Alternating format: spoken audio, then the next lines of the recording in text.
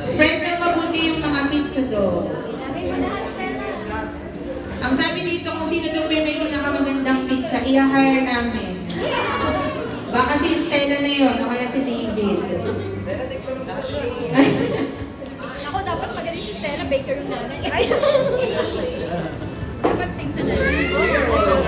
Yan. So, spread it all over your pizza dough. Once you're done, just raise your spoon. O, go bring it.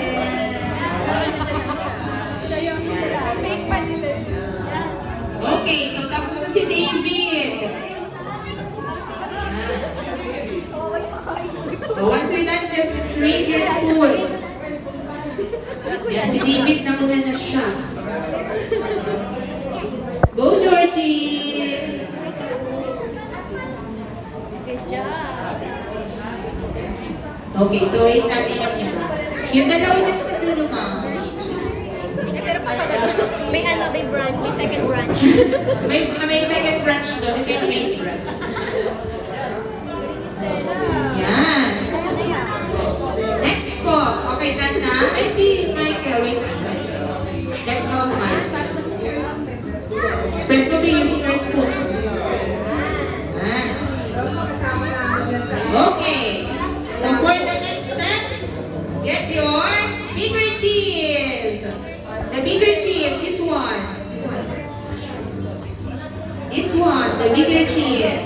And using your hands or spoon, just sprinkle it all over your pizza dough. Yan, sprinkle nyo. Parang siya nagsasabi na ng pixie dust. Which is,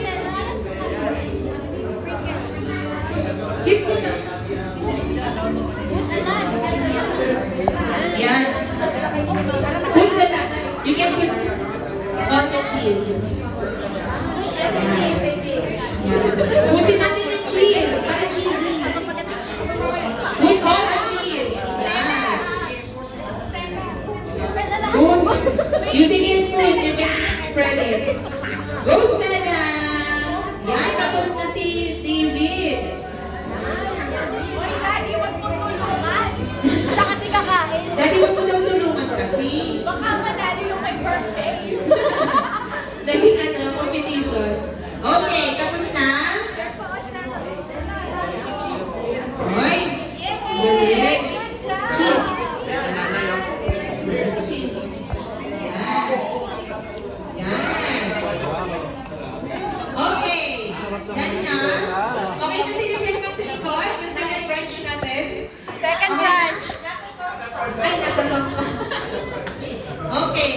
So next step, get your pineapple. So you can make your own design. Pwede din kayo maglagay ng pineapple kung hindi sila kumakain ng pineapple. Use your spoon. Yan. You can also use your hands. Masarap daw ang lasang kamay na pizza. Using your spoon. Sabi ko muna, Jo.